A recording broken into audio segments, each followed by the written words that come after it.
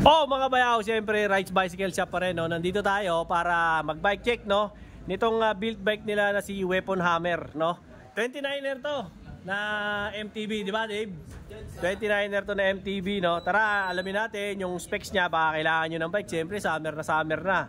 So hanapin nyo rito si Dave, si Jenber, si Boss Jeff, at saka siyempre si Ruel, no? Huwag na hanapin si Alan, wala na si Alan. So makabilang ano na.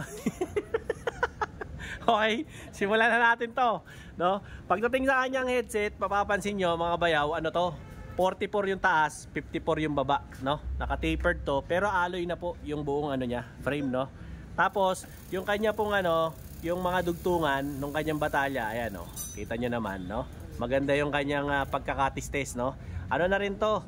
Internal cabling na rin po ito. Tapos, naka-gloss finish po to, no? Ayan, pansin nyo, di ba? Ayan, no? May nakalagay, Weapon. Tapos ginaya yung ano, ayan, sa mga nagbabike dyan, sinong ginaya ang batalya rito?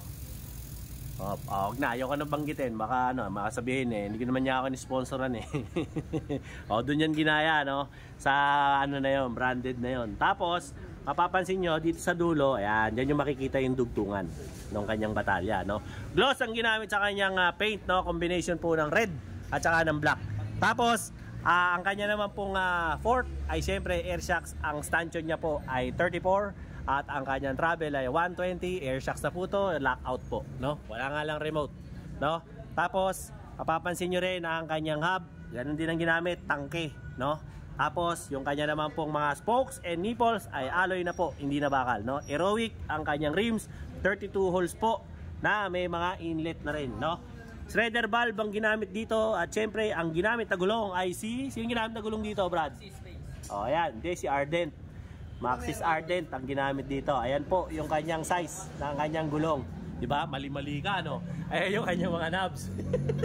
Kita nyo, pang trail na. Yung bata ko, mali-mali yung mga pinagsasabi rito. Tapos ito po, Shimano MT200 yung kanyang hydraulic brakes, no? In-speed din. In-speed ba? Yung kanyang manibela. Tapos yung kanyang ano? Trident GXT. Ayan. Ano to? Trident. Trident GXT. na GXT. Ayan ang ginamit sa kanyang. Ganda. Bulldog na bulldog ang itsura, no? Haba nito ay nasa 70 to 80 mm, no? Tapos 31.8 po yung kanyang clamping. 800 mm naman yung haba ng kanyang manibela. Ganda nung grips, oh. Hindi siya pipitsugin. Okay na. Masarap sa kamay, no? Pwede, no? Siyempre, pagdating naman sa kanyang seat post, ang ginamit din sa kanya ay si in-speed po, 31.6 din. 31. No, ang kanyang insertion, tapos 350 mm ang haba. Ayan, ang ganyan naman pong upuan. In-speed din ba to? Weapon. Weapon na. No? Weapon na ambush ang ginamit sa kanyang upuan. May butas dito. Sa ibabaw, labasan ng utot. Di ba? Tapos meron siya ditong ito yung kanyang Di Allen na seat clamp, no? Ayaw niya ng quick release kasi madamot yung magiging may-ari nito pag binili nyo. Maganda to kasi hindi nahihiram, hindi nababago-bago, hindi nagagasgas yung inyong seat post, di ba? Pagdating naman po sa kanyang crank, no? Ito po yung kanyang crank. Ayan, ganda ng tunog. Mamaya natin pag-usapan yon. Ang crank niya po ay si M5 to, yan M5. na Shimano, no? Shimano na M5. Ilan tit to? Yan. 34 teeth daw yung chain ring nito, no? Tapos ganoon pa rin po, 170 mm yung kanyang crank arm, no? Tapos 9/16 yung thread ng kanyang pedal, no? Tapos ito po yung kanyang brand ng kanyang chain. Ayan, kitang-kita niyo naman po nakaukit, no? Tapos yung kanya naman pong cogs, ginamit si Aerowick, no? 11 teeth yung pinakamaliit. Yung pinakamalaki naman po ay 50 teeth. Malupit na malupit to. 1/12 speed to. Kahit dalhin nyo na to sa Pluto, no? Hanggang Mars. Putang ina, bakbakan na to talaga, no? Tapos, yung kanya naman pong RD, Shimano rin, na M6100, no? Ano na to? 12 speed. Ayan yung kanyang yung switch, yung the clutch. Diba? Tapos, silvering na po to at ito ang tunog ng kanyang hub ni tangke. Ayan ang tunog, Ayan. Lakas, no? Ayan, lupet, no? Itangke, 32 holes po yan. Quick release ba yan? Quick release po. Tapos, kanya naman pong rim ay Aerowick, 32 holes din po yan, mid inlet. At Maxxis na Ardent po ang gulong. Sabi niya kanina, pace daw. Tapos, Ang lalaki ng mga naps. 29 by 2.20, no? Mali-mali itong bata ko to eh. Kaya, natawa na ka ni Romel, oh. Tapos ito po, no? Ito, maganda yung vlog ni Bayaw ngayon. Wala lang edit to. Diretso na to. Lahat ng mga kapalpakan ng mga tropa rito, maririnig nyo. Di ba? Tapos ano pa? May libre ring pedal, no? Kagaya rin ng kanina sa Mountain Peak. Ito rin, pareho lang. Oh, ayan. Si ano, pamagat nito? Tangke. Si Tangke. Oh, yun. Yung sinabi ko sa inyo yung universal na pedal.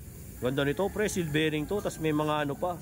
May mga yan pa dyan, no? Spike. Hindi makakawala. Huwag nyong gagamitan ng mga Samba OG to o mga Jordan, ha. Mawawasak yung mga sapatos nyo rito. Dapat yung gagamitin nyo, yung mga pambaragan yung sapatos lang. Yung mga nabibili nyo lang sa TikTok. Ha? Huwag yung gagamitan ng mga Jordan 11 to. Papakatanga mo, masisira sapatos mo rito. Ha? Kasi magbabay ka, di ka magbabasketball. Okay? So ngayon, ito na yung big question, no? Magkano itong build bike nila na si Weapon Hammer, no? Ayan, pakita ko muna yung ibabaw. Ito po ay nagkakahalaga lamang ng 34,000, no? Siyempre, no, dito po yan mabibili kay Rides Bicycle Shop, no? Makikita nyo to, no? Dito lang sa Quezon Boulevard, no? Sa may Sega Street. Napapagitnaan to ng Mercury Drug at saka ng ano, Bisikleta Manila. Hanapin nyo siyempre itong idol kong mali-mali na si Dave. Siyempre itong boss pare ko na si Jeff.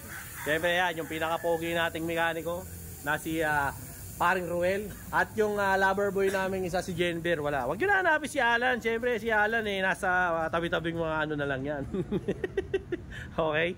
Again, no? 34,000. Meron pa yan discount. Sabihin nyo, napanood nyo to kay Bayaw. Tapos, kung ayaw nyo ng discount, pwede rin naman freebies, no? Kung gusto nyo ng freebies, bibigyan kayo ng helmet, bibigyan kayo ng battle cage, bibigyan kayo ng water bottle, at saka bibigyan kayo ng ilaw, no? Siguro papipiliin na lang kayo kung Philips, GE o Firefly yung gusto nyo mga ilaw, no? Okay? So again, this is Dinoboy TV saying peace out.